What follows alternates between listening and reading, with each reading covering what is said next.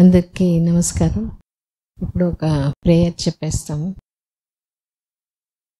ఇక్కడ చేరుండే తల్లిదండ్రులందరూ మంచి బిడ్డ అంటే దీర్ఘాయుష్తో, మంచి ఆరోగ్యం, మంచి గుణాలు, మంచి తెలివితేటలు, తల్లిదండ్రులను అర్థం చేసుకొని వాళ్ళకు తోడుగా లాస్ట్ వరకు ఉండి ప్రతి దాంట్లో సక్సెస్ఫుల్గా ఉండి అందరికీ ఒక ఇన్స్పిరేషన్గా ఉండే ఒక మంచి బిడ్డని, అటువంటి బిడ్డని తీసుకోవాలి, అటువంటి బిడ్డనే కలగాలి అని ఆ సంకల్పం అందరికీ, తల్లిదండ్రులు మాత్రం కాకుండా అందరికీ కూడా రావాలి అని మనస్ఫూర్తిగా ప్రార్థిస్తున్నా.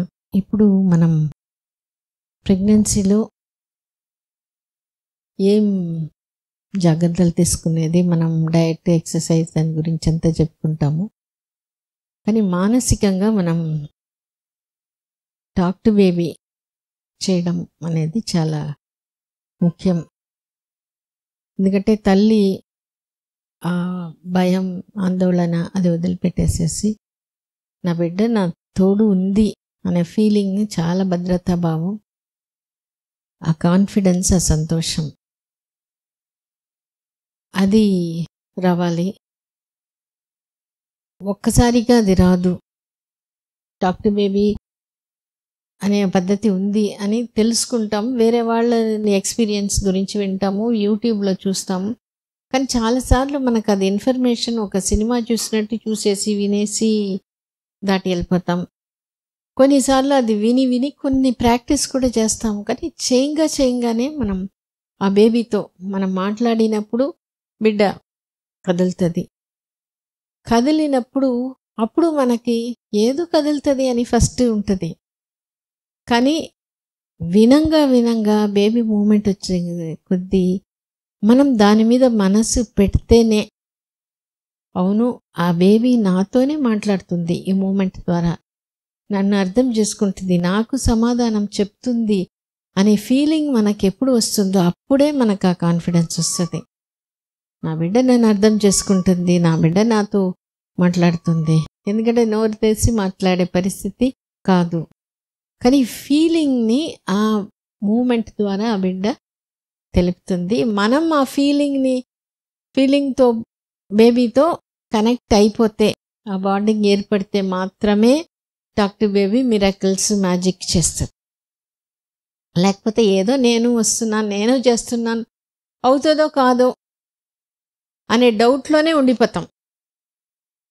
కాబట్టి టాక్ టు బేబీ చేసేటప్పుడు చేయంగా మనలో ఆ మార్పు ఉందా, వచ్చిందా, ఆ బేబీ నాతో పాటు ఉంది, నన్ను అర్థం చేసుకుంటుంది, నా బేబీకి ఇది ఇష్టం, నా బేబీకి ఇది ఇష్టం లేదు, ఈ మాటలంటే ఇష్టం, ఫలానా వాళ్ళ ఇష్టం, ఇవి అన్నీ నా బేబీ గురించి తెలుసుకుంటున్నామా, అప్పుడే మనం మన బిడ్డని, అది మనం చూడకముందే, బేబీ బయటకు రాకముందే మన బేబీ గురించి బాగా తెలిసిపోతుంది.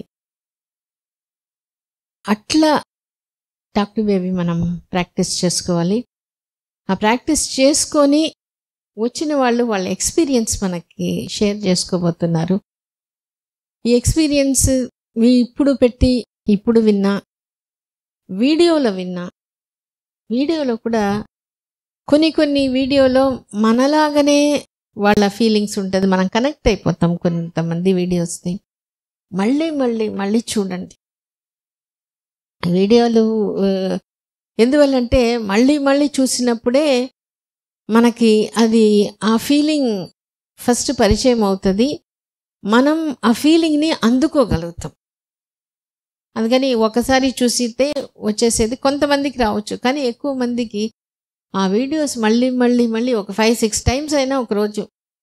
కొన్నిసార్లు మనకు కొన్ని బాధ అనిపిస్తుంది, కొన్ని దీంట్లో మనం ఎట్లా చేస్తామో అనే డౌట్ వస్తుంది. అట్లా ఉన్నప్పుడు అటువంటి వీడియోస్ రిపీటెడ్గా చూసి వాళ్ళంత ఫీలింగ్ని మనం తీసుకోగలుగుతాము.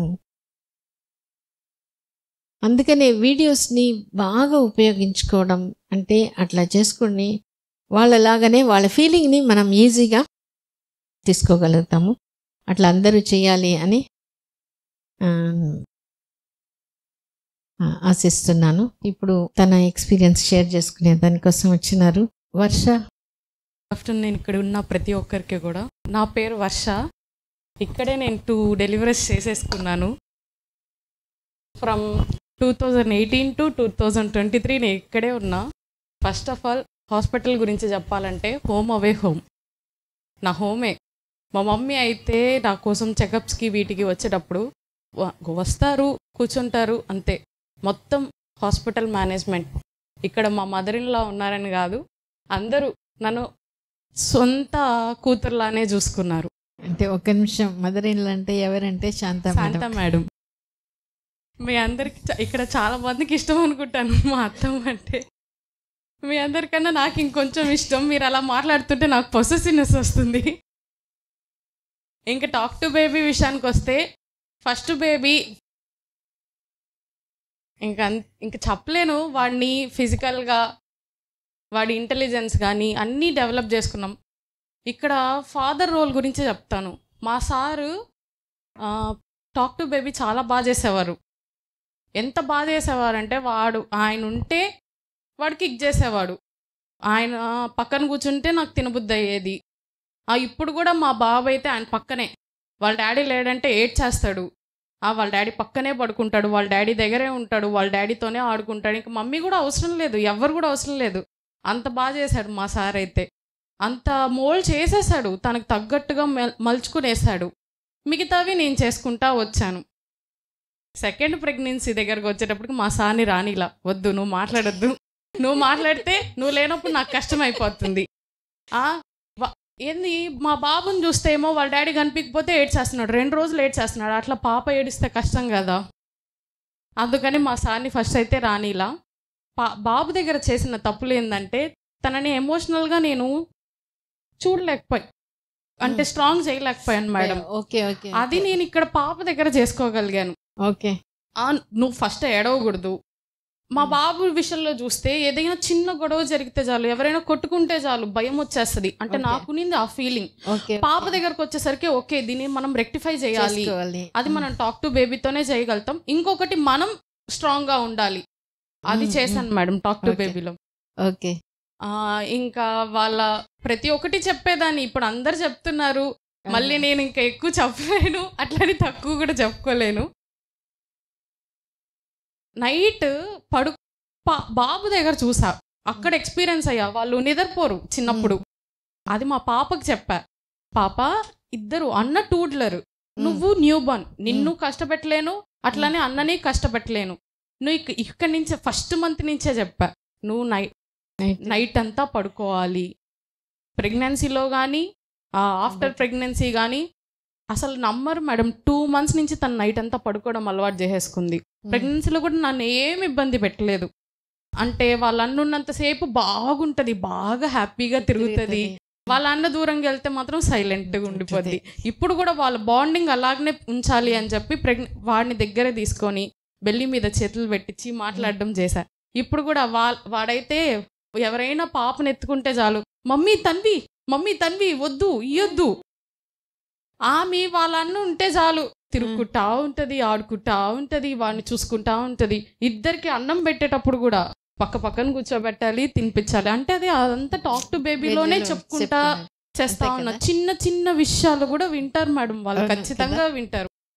అది టాక్ టు ప్రెగ్నెన్సీలోనే కాదు, ప్రెగ్నెన్సీ తర్వాత ఇప్పుడు మా బాబు టూడ్లర్ స్టేజ్, పాప న్యూ బార్న్ స్టేజ్ అయిపోయింది, రీసెంట్గా టూడ్లర్ స్టేజ్కి వచ్చింది. ఇప్పుడు కూడా వాళ్ళు వింటున్నారు. అక్కడ వేసిన ఆ సీడ్ అనేది ఇప్పుడు మనం బాగా నరిష్ చేస్తా వస్తే ఇప్పుడు మంచి ఒక ప్లాంట్ లాగా తయారయ్యారు వాళ్ళిద్దరు. ఇంకా పజిల్స్ చేయడం అలవాటు చేసుకున్నాం. ఎవరిని, మా బాబుని పక్కన పెట్టుకున్నా, పాప ప్రెగ్నెన్సీతో ఉన్నప్పుడు బాగా ఇష్టంగా ఉండేది. అంటే నాకు ఇంట్రెస్ట్గా ఉండేది పజిల్స్ చేయడం. మొన్న అయితే పాప ముందు పెట్టున్న పజిల్ గుమ్మున అన్ని కరెక్ట్గా పెట్టేసి గుమ్మున వెళ్ళిపోయింది. అంటే అసలు నేను ఆలోచించలా, అరే అక్కడ మనం నేర్పించింది కదా ఇప్పుడు ఇక్కడ పాప ఇలా చేసింది అని. కదా. ఇంకా చాలా ఉన్నాయి. బ్రీచ్ విషయానికి వస్తే మా పాప అసలు వినలేదు మేడం, బ్రీచ్ లోనే ఉనింది. బాబుకి చెప్పా, బాబు బ్రీచ్ లోనే ఉన్నాడు, నువ్వు సెఫాలిక్ లోకి వచ్చేయాలి, మనకి కష్టం అవుతుంది లేదు అంటే తను వచ్చేసాడు. పాప దగ్గరకు వచ్చేసరికి బ్రీచ్ లో రావా అంటే కిక్ ఇచ్చేది, సెఫాలిక్ లోకి రావా అంటే కిక్ ఇచ్చేసేది. ఆహా రాను. లాస్ట్ 9th month వరకు బ్రీచ్ లోనే ఉన్నింది. అయితే హెల్తీగా రామ్మా బయటికి, నువ్వు ఇంక్యుబేటర్ లోకి వెళ్ళకూడదు, నాకు అలా చూడడం నా వల్ల కాదు అని చెప్పా. హెల్తీగానే వచ్చింది, ఎప్పుడు స్మైలింగ్ ఫేస్ తోనే ఉంటది. అది చెప్పుకున్నావా? ఎప్పుడు నవ్వుతూనే ఉండాలి, హ్యాపీగా ఉండాలి, ఇబ్బంది పెట్టకూడదు, ఎమోషనల్ గా బాగా ఉండాలి, స్ట్రాంగ్ గా, ఫిజికల్ గా కూడా అంతే బాగుండాలి. అవన్నీ చెప్పుకున్నాను మేడం. తర్వాత ఇప్పుడు పాప అంత ఏడవదు? అస్సలు ఏడవదు మేడం. ఇప్పుడు ఎవరైనా ఇద్దరు కొట్టుకుంటా ఉంటే వాళ్ళిద్దరిని కొట్టి గుమ్మని కూర్చోబెడుతుంది. అసలు నమ్మరు, ఆ పాప అంత ఎమోషనల్ గా స్ట్రాంగ్ గా నేను చేసుకోగలిగాను. అది కూడా టాక్ టు బేబీ ద్వారానే. మనం స్ట్రాంగ్ గా ఉండాలి, మనం పిల్లలకి మంచిగా చెప్పాలి, ప్రతి చిన్న విషయం కూడా వింటారు, ఖచ్చితంగానే వింటారు. అది నా ఇద్దరు కిడ్స్లో నేనైతే బాగా చూశాను.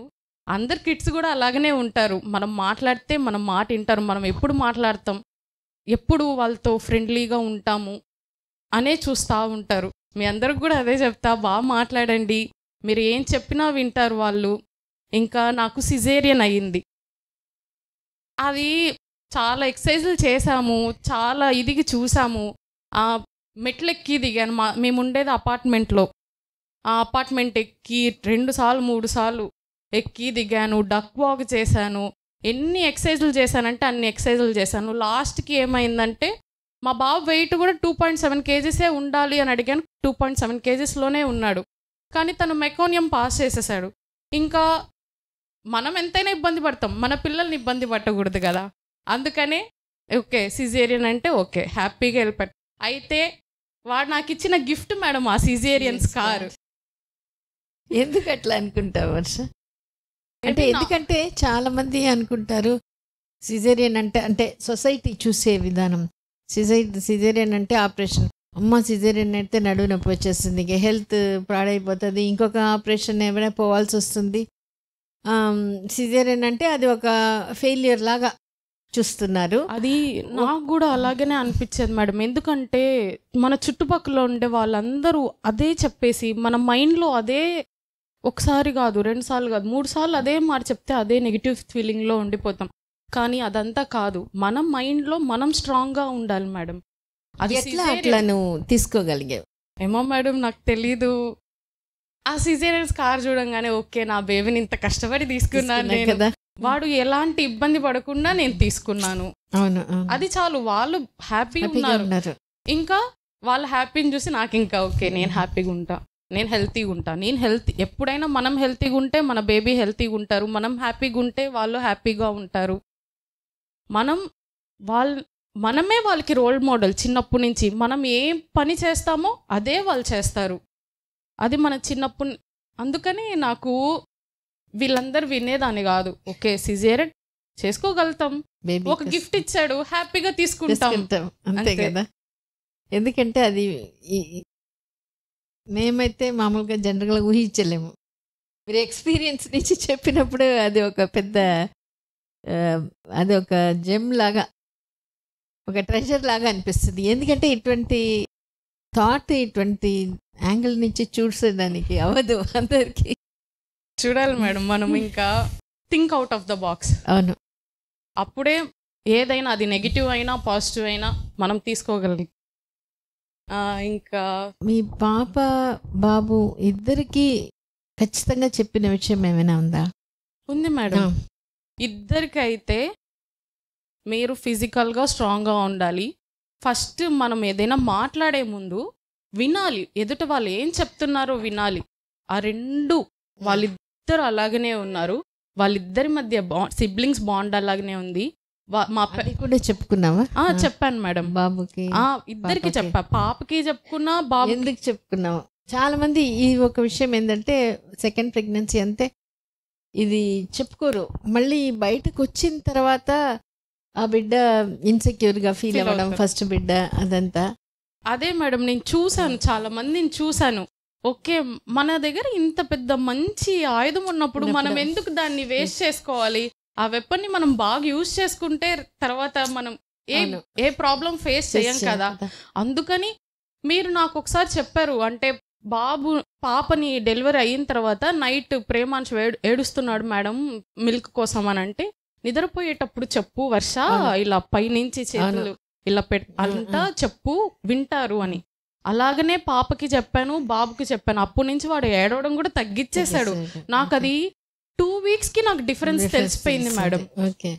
ఆ పాప దగ్గరకు వచ్చేటప్పటికి, అంటే బాబు దగ్గర బాగా ఎక్స్పీరియన్స్ అయిపోయాం కాబట్టి టాక్ టు బేబీలోనే ఆమెకి ప్రతి విషయం, వామిటింగ్స్ దగ్గర నుంచి లాస్ట్ డెలివరీ అయ్యి ఇంటికి వచ్చేంత వరకు ప్రతి ఒక్కటి చెప్పుకున్నాను. ఆ తర్వాత ఈ ఎక్స్పీరియన్స్ కూడా వచ్చేసింది కాబట్టి ఇది కూడా అన్ని ఆమెనైతే పర్ఫెక్ట్, నాకు ఎలాంటి బేబీ కావాలో అలాంటి బేబీని అయితే మోల్డ్ చేసేస్తున్నా పాపని.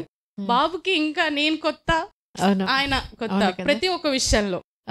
ఇంకొకటి మా ఇద్దరికి కొత్త లెర్నింగ్ ఎక్స్పీరియన్స్ మేడం ఇవన్నీ. ఇంకా వాళ్ళ బర్త్ డేట్స్ విషయానికి వచ్చేసరికి, వాళ్ళ డాడీకి ఫ్రైడే అంటే ఇష్టం. వాళ్ళ డాడీ చెప్పాడు, నాకు ఫ్రైడే నువ్వు పుడతావు, ఖచ్చితంగా పుడతావు. ఆ రోజు బాబు ముందు రోజు వచ్చి చెకప్కి వచ్చాం. వాళ్ళ డాడీ రేపని చెప్పాడు కదా, చూద్దాము అంటే మామూలుగానే ఉన్నింది. కానీ సడన్ గా బేబీ మూమెంట్స్ ఆగడం ఏంటో, నేను హాస్పిటల్కి వచ్చి జాయిన్ అయిపోవడం ఏంటో, ఆ రోజే ఫ్రైడే అవ్వడం, డెలివరీ కూడా అయిపోయింది. డాడ్ సన్ బాండింగ్ అనేది సన్ అని చెప్పను, చిల్డ్రన్ బాండింగ్ బాగుండాలి. వాళ్ళ ఇప్పుడు సొసైటీలో డాడ్స్ అండ్ ఫాదర్స్ చాలా ఇంపార్టెంట్ రోల్ ప్లే చేస్తున్నారు. వాళ్ళ చిల్డ్రన్కి వాళ్ళు ఎమోషనల్లీ కావాలి, వాళ్ళకి సపోర్ట్ చేయాలి. ఏ చైల్డ్ అయినా సరే, అది వెదర్ గర్ల్ చైల్డ్ అయినా బాయ్ చైల్డ్ అయినా, వాళ్ళ డాడీ అనేది వాళ్ళకు ఉండాలి, వాళ్ళ బ్యాక్గా ఉండాలి. కాబట్టి ఖచ్చితంగా చెప్తున్నా, ఇక్కడ ఉండే ఫాదర్స్ అందరికీ టాక్ టు బేబీ చేయండి. టాక్ టు బేబీ చేయడము వాళ్ళు పుట్టిన తర్వాత మీకు తెలుస్తుంది ఆ ఫీలింగ్ ఎంత బాగుంటుందో. వాళ్ళిద్దరి మధ్య ఆ బాండింగ్ చూస్తుంటే అరే కొన్నిసార్లు జెలసీ వచ్చేస్తుంది. చాలా మంది అయితే వాళ్ళిద్దరిని చూసి అడిగేశారు కూడా, మేము ఇలా లేకపోయాం, మేము ఇలాగా. ఆఖరికి మా డాడీ చెప్పారు, మా మామయ్య చెప్పారు. ఇంత అవును. సో చాలా బాగుంది వర్ష. అంటే ఇందాక కూడా అదే చెప్పాను, ఆ బాండింగ్ అనేది ఒక లైఫ్ లాంగ్ ఉండిపోతుంది. అది ప్రెగ్నెన్సీలోనే మనకి వచ్చినప్పుడు, దాని తర్వాత మనకు ఫస్ట్ టైం పుట్టిన తర్వాత అయితే మనకు కొద్దిగా కష్టంగా ఉంటుంది. సో ఆ బాండింగ్ అనేదే బెస్ట్ గిఫ్ట్. దాని తర్వాత మనం చెప్పింది, మన ఆశయాలు వాళ్ళు అచీవ్ చేస్తున్నారు, మనం చెప్పిన మాట వింటున్నారు, అదంతా అది వస్తుంది ఎలాగో. కానీ అన్నిటికంటే బెస్ట్, చాలా మోస్ట్ వాల్యుయబుల్ అంటే ఆ బాండింగ్, ఆ రిలేషన్షిప్పే. నువ్వేం చెప్తావు? అంతే కదా, నువ్వు అట్లా ఫీల్ అయినావు కాబట్టి ఆ స్కార్ అనేది నా బేబీ ఇచ్చిన గిఫ్ట్ అని చెప్పగలుగుతున్నావంటే అంతే మేడం. ఖచ్చితంగా అది నాకు నా బేబీ ఇచ్చిన గిఫ్ట్. దాని తర్వాత నాకు కాంప్లికేషన్స్ ఏం రావు, ఎందుకంటే నా మైండ్లో నేను అలా హెల్తీగా పెట్టేసుకున్నా. వాడు నాకు గిఫ్ట్ ఇచ్చాడు, మమ్మీ అది చూసినప్పుడల్లా నేను నీకు ఇచ్చిన గిఫ్ట్ నువ్వు గుర్తుపెట్టుకో అని చెప్పి ఇచ్చేసాడు.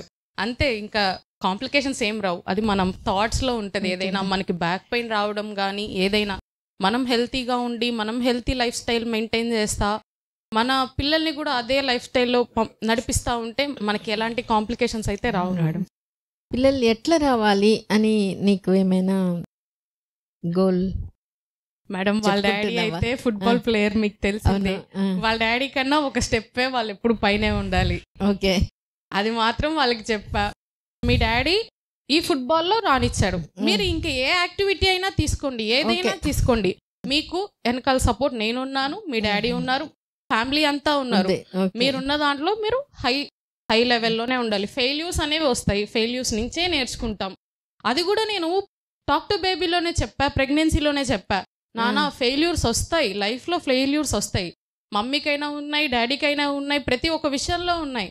అవన్నీ మనం నేర్చుకోవాలి. ఎందుకంటే వీళ్ళకి మైల్ స్టోన్స్ అనేవి ఉంటాయి. అవును. చిన్న చిన్న పిల్లలు వేరే పిల్లలతో పోల్చుకొని మన పిల్లల్ని తక్కువ చేయడం, లేదంటే మన పిల్లల్ని ఎక్కువ చేయడం, అలా చేస్తూ ఉంటారు కదా. ఇవన్నీ ఈ మైల్ స్టోన్స్ అన్నీ వీటిని అవి ఫెయిల్యూర్స్గా సక్సెస్గా వాళ్ళకి అలా నేర్పించుకుంటా వస్తున్నాను madam. Okay okay, very good. చాలా బాగా ఉంది వర్ష. అంటే టైం తీసుకొని వచ్చి ఎక్స్పీరియన్స్ షేర్ చేసుకోవడం. మేడం నేను ఖచ్చితంగా ఎప్పుడైనా వస్తాను. Always for you. చాలా గ్రేట్ఫుల్ మీకు. థ్యాంక్స్. నేనైతే ఆండాల్ మేడంకి నిజంగా చాలా అంటే ఇన్స్పిరేషన్గా తీసుకుంటాను. మేడం ఏ కష్టం వచ్చినా సరే, ఎంత ఇదిగా వచ్చినా సరే, ఓకే మనం చేసేస్తాం, ఈ వర్క్ మనం చేయగలుగుతాం అని చెప్పి నేర్చుకుంటాం. మేడం ఆ బుక్లో మీకు లాస్ట్ టైం చెప్పాను కదా మేడం, అంటే తారా అనే ఒక ఎక్స్పీరియన్స్. అయితే మా ఇంటి పక్కన పాప తారా అని పేరు పెట్టేసుకునింది. ఈమెకి తియారా తన్విహ అని పేరు పెట్టుకున్నాను. ఇంకొకటి ఏంటంటే ఈమెని 3rd month ఉన్నప్పుడు మెట్ల నుంచి పడిపోయాను. ఏం కాలా, ఓకే పాప ఏం కాదు హేమా, మనం పాప బాగుంటుంది, లేదంటే ఏ బేబీ అయితే ఆ బేబీ బాగుంటారు, మనకి ఏ ఇబ్బంది లేదు అని చెప్పి అన్నా. నాకేం అలాంటి ఇబ్బంది ఏం రాలేదు 3rd month అప్పుడు. ఇంకా వాళ్ళ డాడీ అప్పుడు ఈయనకి పికిల్స్ అని పేరు పెట్టాడు. ఆ పికిల్స్ అన్న పేరింటే ఇప్పుడు కూడా భలే కదిలేది. ఇప్పుడు కూడా ఎవరికైనా పికిల్ అని పిలిస్తే భలే తిరుగుతుంది. తర్వాత మళ్ళీ 6th month పడిపోయాను. ఓకే మనకేం కాదు, పికిల్ నువ్వు బాగున్నావు కదా అన్నట్టు కిక్ ఇచ్చేది. మళ్ళీ అదే 9th month మళ్ళీ పడిపోయా. సేమ్ అదే స్పాట్లో 3 times పడిపోయాం మేడం. కానీ ఏం కాలేదు. ఆ 3 times మాకేం కాలేదు. ఆమె స్ట్రాంగ్గా ఉంది, నన్ను స్ట్రాంగ్గా ఉంచింది. మాట్లాడాలంటే చాలా ఇష్టం. వాళ్ళ అన్నను పక్కన కూర్చోబెట్టిద్ది, వాళ్ళ అన్నతో ఏంటేంటో చెప్తుంది. వాళ్ళ అన్న ఏమో ఏం చెప్పిన దానికి ఆయన ఇంకోటి ఏందో చెప్తాడు. అసలు వాళ్ళవైతే టైం లేదు నాకు చూపించడానికి కానీ చెప్పడానికి కానీ. వాడుగా నువ్వు ఉంటే ఇప్పుడు తెలుసుండేది వాళ్ళిద్దరు ఆడుకునే విధానం. ఇవన్నీ చాలా బాగుంటాయి మేడం. అంటే మామూలుగా అయితే చిన్న పిల్లలే కదా, గిచ్చేయడం గిల్లేయడం అలా చేసేస్తారని భయపడిపోయా. అన్నని నువ్వు కొట్టకూడదు, అన్నతో నువ్వు బాగుండాలి అని ఈమెకి చెప్పుకునేదాన్ని. ప్రేమ మనిషికి అలాగే నైట్ పడుకున్నప్పుడు చెప్పేదాన్ని, చెల్లి నెక్స్ట్ ఎవరైనా చెల్లైనా తమ్ముడైనా నువ్వు బాగుండాలి, నువ్వు బాగా చూసుకోవాలి, వాళ్ళని గిచ్చకూడదు, ఏం చేయకూడదు అంటే అసలు కొట్టాడు. ఆయన ముద్దుగారం చేసేస్తున్నాడు ఇప్పుడు.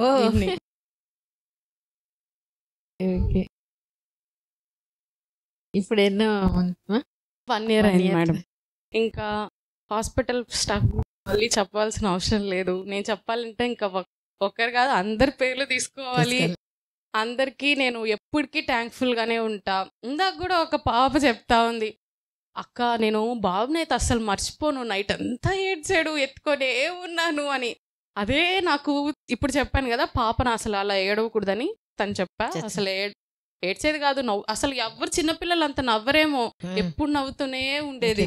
Okay okay okay. ఇంకా యాజ్ యూజువల్ నేను కూడా నా ఎక్స్పీరియన్స్ కూడా సేమ్. వామిటింగ్స్ విషయంలో కూడా నేను అదే, ఎగ్జామ్స్ రాయడానికి వెళ్ళా, చెప్పేదాన్ని ఎగ్జామ్స్ రాసేంత వరకు గమ్మునుండు నాన్న, అప్పటి వరకు గమ్మునుండేవాడు, మళ్ళీ మ్యూజిక్ స్టార్ట్ చేసేవాడు. మళ్ళీ 9th month వెళ్ళా, నువ్వు కదులుతూ ఉంటే నాకు నీతోనే ఆడాలనిపిస్తుంది, నీతోనే మాట్లాడాలనిపిస్తుంది. నేను ఎగ్జామ్ అయిపోయిన తర్వాత చెప్తాను, నువ్వు అప్పుడు సిగ్నల్ అప్పుడు వరకు నిద్రపో అని చెప్పేదాన్ని. వాడు కూడా అలాగే చేసేవాడు. తర్వాత ఈమెని ప్రెగ్నెంట్గా ఉన్నప్పుడు కూడా నేను ఎగ్జామ్స్ వెళ్ళి రాసేసి వచ్చాను మేడం. 9th month రాశాను, 8th month రాశాను, కానీ ఎలాంటి ప్రాబ్లమ్స్ అయితే ఏం రాలేదు, అంతా బాగుంది.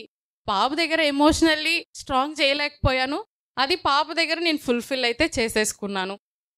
అదే మేడం.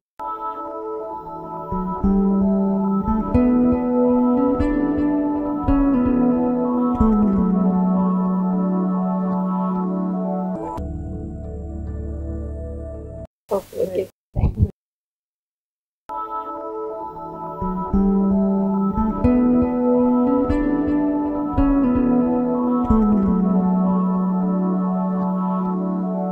Okay.